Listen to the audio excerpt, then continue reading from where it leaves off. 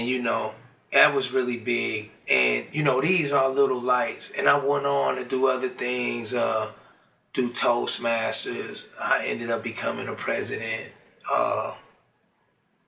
because you said you would.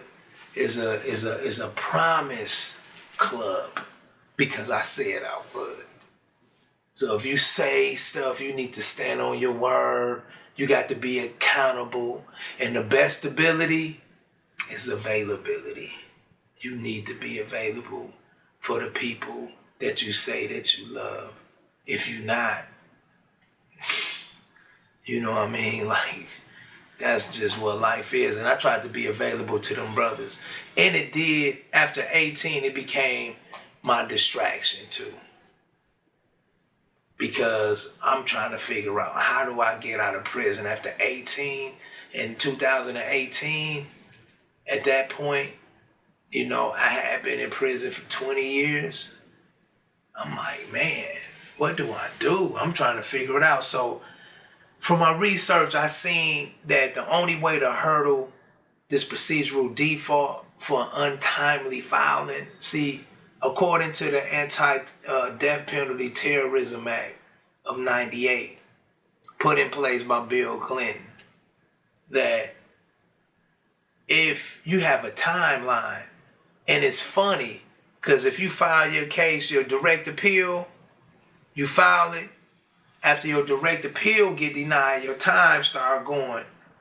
So if I was to file my PC a year after my direct appeal, see, I forfeited my time. I only got a year. But if I file my post-conviction relief or PCR 3 months, that means I got 9 months still on the table until after my PC is, if it's denied, I got a time period to file my appeal on that. And after that appeal, I got a timeline left. All this time is counting down. And I lost my time dealing with this lawyer that jumped on my case. And it seemed like, ironically, the next year they let me out, right? Right? So it's a lot of things, you know, when you're trapped in the system. I mean, you really trapped. There's a lot of games that go on with the prisoner as well as the administration, with the courts, with judges, just with people, period. Because you are a new slave in America, right? Amendment, the 13th Amendment, right? Slavery has been abolished except for those who are convicted of crimes. And society use it against you, right? You read a book, stop telling me that prison stuff, right? You like, man, like, right? They come to find out you go to colleges and you know more than the professors, right? But when you in that suit, it don't matter. That's how people choose to see you. And I was experiencing a lot of that, you know, at that time. After my, you know, all my remedies was exhausted and I was trying to perfect this actual innocence doctorate, which will hurdle over the procedural default. So I needed some time to do it, to figure that out. Because I could file it any time. If I prove my case, I get into court and I win. So I was taking my time putting it together. But in the meantime, like I said, I was doing these programs, that light you was talking about. I still seen that light. And I was like, if I got the power to help somebody, I'm going to help them. I don't want nobody to turn them down the way I was turned down, right? So I was like, let me be that light. And honestly, I really fell into a desperate situation, man, because I'm like, man, I got to perfect this. Right? And I leveled down. And when you level down, it's like it get more watered down. Now these guys in these lesser security facilities, they don't know nothing. And they don't want to know nothing. So now I'm by myself trying to figure it out. You be needing some back and forth, you know, with people that study the law. And I just didn't have that, so that slowed down my process again, because I don't got nobody I can talk to. Like, what did this argument look like to you? Like, you know? So I said, you know what? I'm going to file a clemency, right? I'm going to file a clemency. So it's right after the pandemic, or during the pandemic in 2020. So I said, I came up with a bright idea. I was participating in this program, the Plus program, and it's purposeful living unit service. That's what it means, right? It's a cool program. It got a lot of great little classes, but I was really beyond it. I was just doing it for a time cut. I facilitated in it. I brought some the Streets Don't Love You back to the fold, you know, hoping that we can get a curriculum in their particular program. But a lot of people, you know, took the course there, but it didn't become a curriculum there. But it, you know, the program still spread it though. So I filed this clemency. Nobody get clemency in Indiana. So I got a bone to pick. I said, look, if I file this clemency and I make some noise, and after I, you know, graduate this program, I have another time cut. What I do afterwards, probably in February, March of 2021, I'm gonna file a sentence modification. It'll work out just right. They gonna know I was filing my clemency. I finished this program. I'm here, and I got people that surround me, and they give me a sentence modification. At that time, I'm like 8 years conduct free. You know what I mean? I just, man, you just got to walk the right way. And, you know, it's no wrong time to do the right thing, right? And anybody, my friend, who serve justice, truth, freedom, love, they friend of mine, you know. So I started living like that. And I filed this clemency. So in the course of me filing this clemency, I reached out to my people in the world, and I wrote a blog giving people instructions on how to send me letters, right? Hey, the irony of it is I put out, like, when I sent it out to get published on my Facebook page, I sent out like 50 phone numbers of people who I know support me, that would at least write a letter. And the irony of it is, I received the letters, and I got 21 letters, and I only knew 4 people. Rest of them were strangers. My brother, my 2 sisters, and my comrade Fury Young. They were the only ones I knew. And it was a letter in there from a woman named Shannon Coleman. Now, she was from Philadelphia. Now, what was different about this, she was a woman of color. She was a basketball mom, right? Right? That makes sense, right? A basketball mom, right? She was elderly. And in her letter, she wrote, you know, to the clemency board, you know, that they should free me, that, you know, it's obvious that I'm innocent, and that she know from looking at my case, because she helped a guy named Anthony Wright to freedom, right, in Philadelphia a year before. What was crazy about it was Shannon Coleman helped out a guy who was accused of killing and raping her great aunt, right? Louise Talley, her great aunt. But Shannon seen something in the case and it wasn't right. And DNA would prove that Mr. Wright didn't do that case, and the police set him up, right? He did all that time, he got out.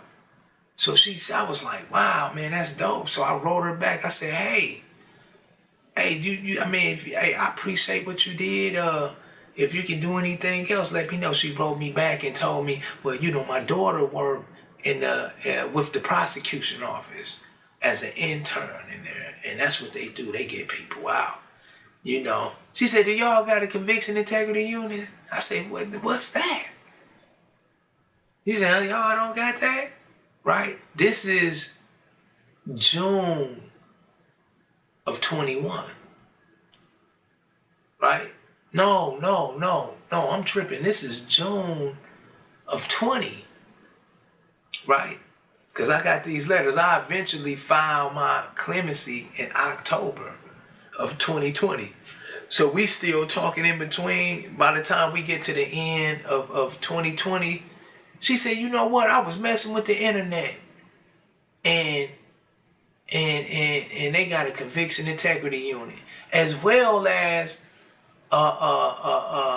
Christina Bunch in Exonerated, Indiana helped her out too.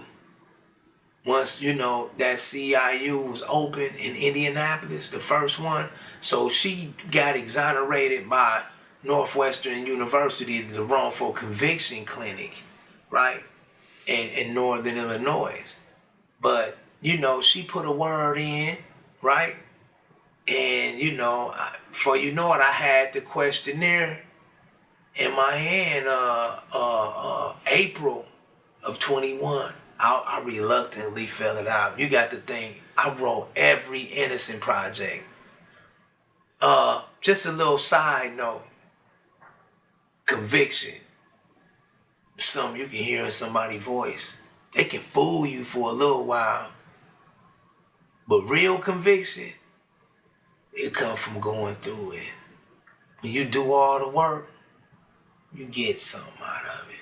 All sincere effort is rewarded. I wrote every innocent project.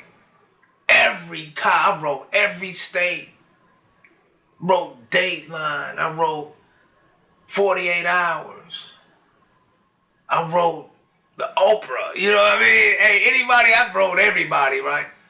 But I didn't get no answers. So I wrote and I sent out a lot of questionnaires to these innocent projects, and they just never done that. So by the time I got to them and they conviction integrity unit, right? And I'm writing in it. And it's just like, it's the same old rodeo. That's what I'm looking at. So one thing I did different, at the end, they said, you got any last thoughts you want to say? And this is what I wrote. I said, I may have been a drug dealer, a deadbeat father, even a worthless son of a bitch, but I'm not a murderer. And I just sent it off. And I told Shannon about it. I was like, I don't really trust they gonna do anything. Yeah, right, you know what I mean? She said, you got to have faith in them, come on, Leon, they work here. And lo and behold, in May, actually in July, they picked up my case, right? Now, I did put a blitz down. I had my queen daughter, Kobe Blewett, my queen sis, Valerie Buford. They were definitely, helping me organize. And I was able to put together an event in Indianapolis called Mass Release for clemency prisoners. So I didn't do it only for myself. I opened up a door for other prisoners. And I had a lot of people filing their clemencies to hold the state of Indiana accountable for playing with that avenue. So they put pressure, on the CIU, publicly, and people were calling on my behalf. So I get the letter from Kelly Bowder. She's the co-director of the Conviction Integrity Unit. She was like, you got to stop all your people calling up here. You got to stop, man, all this stuff online, you know. This is the investigation going on. We got to, you know, protect this investigation, you know, woo, woo, woo. So I was like, hey, you know, I'm sorry. We're going to hurry up and stop that. I just needed to be sure that you had me, right? And, you know, I stopped it. So and she told me about Laura Baseline, right? She's a native of Philadelphia, but she was working in California. Again, I'm like, man, like, you know what I mean? I mean, what's she gonna do for me? You know what I mean? But she took my case in August. She said, Leon, she wrote me the letter. Leon, I read your transcripts. I read, it was very wrong what they did to you. You're innocent. You shouldn't be in there. We're going to represent your case pro bono. Right? I was like, man. I'm like, I don't got no choice. Bet. Hey. They put in work on the case. You know, they came down, boots on the ground, and in Indianapolis, they went through the area, touching all the witnesses, using their students too. So my case was in mock situations, and it was in the hands of students at San Francisco School of Law, the University of San Francisco School of Law, and the Racial Justice Clinic. They were on it, and they put pressure, you know, even on the Conviction Integrity Unit, so much so that they started to work together, right? And that was really big to see, you know, these people come together for justice. I was able to communicate with them at least twice a month via Zoom, and, you know, they were spot on. I remember one time, Laura Baseline and her assistant, Charlie Nelson Keever, they was like, Leon, you don't got to convince us of your innocence. Because I was so used to having to prove myself, right? I got prison clothes on, you know what I mean? You do kind of get this built-in insecurity or inferiority for being relegated for so long. You always got to prove what you know 2 plus 2 is 4, man. 2 plus 2 is 4. 1 plus 1 plus 1 plus 1 is 4.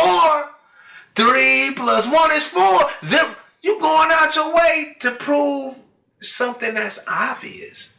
And that's what they told me. And I was like, man, they said, we believe you. And I was like, for real? Like, yeah. And it really empowered me, man. It really, really empowered me, you know, to have people that really believe. Now, the belief is different. I got a lot of people that love me. But I say this, though. Everybody got a lot of people that love them. But you got fewer people that love you and give a fuck about what you're going through. When you give a fuck about what somebody going through, you empathize with them. You do. You consider that. You be like, damn, what's that like? Shit. Let me figure some shit out. They did that for me. And that was the first time I ever got that out of a lawyer. I got that out of my people, some of my family members. But the thing was, people didn't have time. They didn't have the knowledge. They didn't have the relationships to certain people to do certain things. But they did. So when they told me, they on it.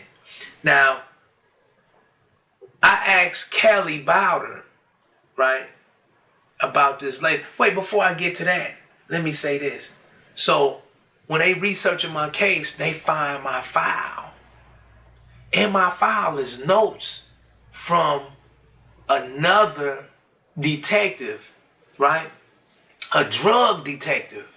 And in his notes, he writes to Detective Alan Jones, the lead detective on this case. He said, Detective Alan Jones, my confidential informant said that they seen such and such commit this crime and they was with him and they were bragging on it, right? Another suspect, right?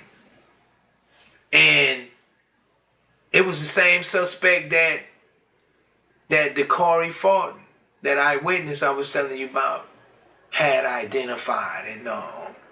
The same suspect that Crime Stoppers had identified and known, and where it said that this particular person's girlfriend reported the gun stolen. Dakari said he seen this dude with a 380. The victim was killed with a 380, right? And the Crime Stopper report, it said that dude's girlfriend reported the gun stolen because she feared she was going to get in trouble. So I got the police report like years later. Guess what type of gun it was? A 380, right? And now you got the situation that a confidential informant, right? You want to believe everything else, you know what I mean? Hey, jailhouse snitches, you know what I mean? You want to believe everything else? Now you don't want to believe your confidential informant? But the detective, man, he buried that, right? So with their research, they went and they interviewed Detective Alan Jones, and Detective Alan Jones admitted it. He confessed. And I was like, wow. And then, you know, by this time, it's 2002. So around August, the talks was out, man. Boy, they finna let you go, man. Hey, they finna let you go. You can be gone as early as next week, right? We got it, right? The prosecutions gave a declarations. Leon did not do this. This case got no integrity. The prosecution office is not responsible or did not know about the detective holding back this information. It was not in discovery. You see what I'm saying? And I was like, wow, you know what I mean? And, you know, long story short, the official filing in Indiana courts was December 12th, right, of 2022. So they was like, you coming home Christmas. So my lawyers got a little bit, man, they got a little bit out of whack. My sisters and them, cause they looking at it different.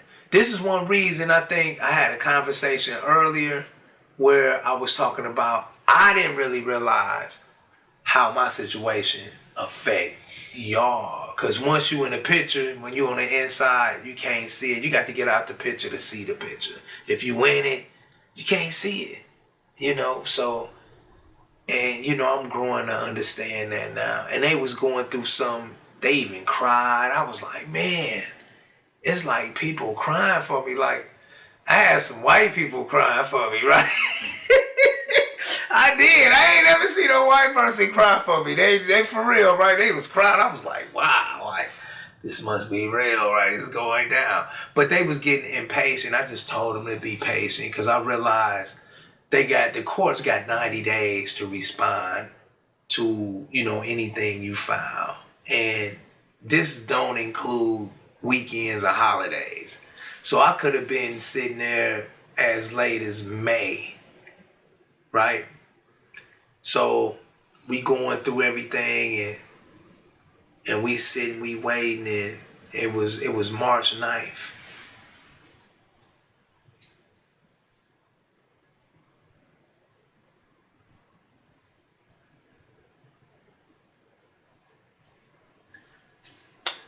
March 9th, I got the word. They called me into the office and said, you got immediate release.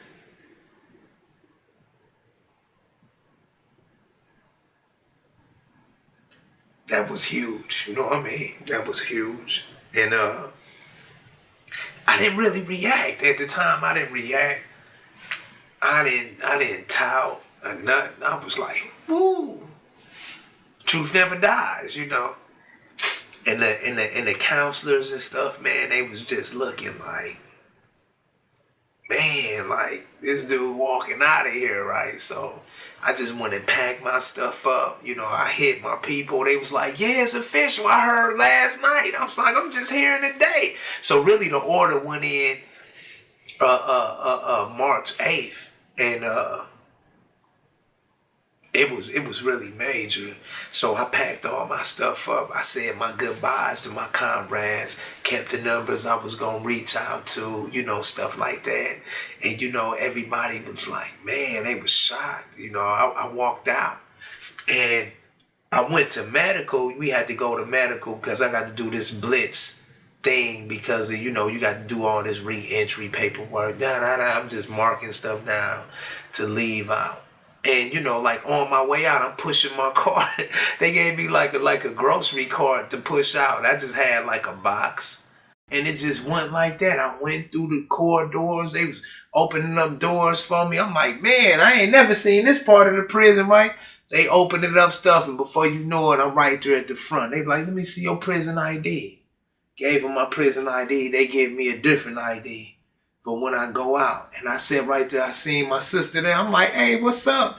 And she had my clothes there that I planned to wear out.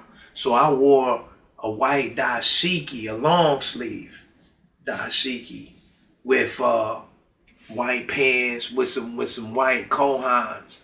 And I had my kufi on, and I had my prayer shawl on. And, you know, I had my, I didn't put my beads on at the time. I didn't see them, but that's what I had. And I had these glasses. He gave me these glasses. And I just walked out the door, man, so happy, you know. And I heard, you know, people chanting, you know, truth never dies. Truth never dies. And I, you know, the first thing I did, you know, I saluted, you know, God, you know, the Most High, Yahweh. And, you know, the reason why I wore the prayer shawl is because I did a lot of ministering, you know, on the inside. You know, I gave a lot of speeches with doing that and just, you know, really, you know, rocking out as a traditional Israelite. And, you know, that's what we wore up there when we delivering Torah. So I just didn't put it on for show. I was practicing something, and that practice came to light. So that's the light you've seen, man. In the end, I never really was without hope, right? Because it was something, whether it was my brother coming through or my sister, Rob or Lucinda, or maybe a Steve Willard in the UK, or maybe, you know, a sister in DC that decided to put some flyers out for me, or maybe an independent publisher published, you know, my article, or a pamphlet. When I look back, I never was without hope.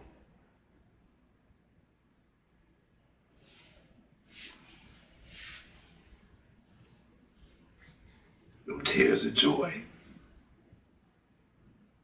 It's good to let them out, right? But I never was without hope. And now that I'm out, see these tears? They tsunamis.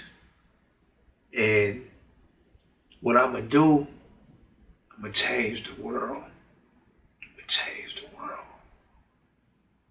With my voice, with my art, with my vision. Because I realized, you know, being on the inside like that, like, I was really blessed. Like, for real, man. Like, you know, I get out, you know, it's nothing for me to shed these tears, especially in front of loved ones. Y'all out there too. I love y'all too. But the streets definitely don't love you back. And that's true. So,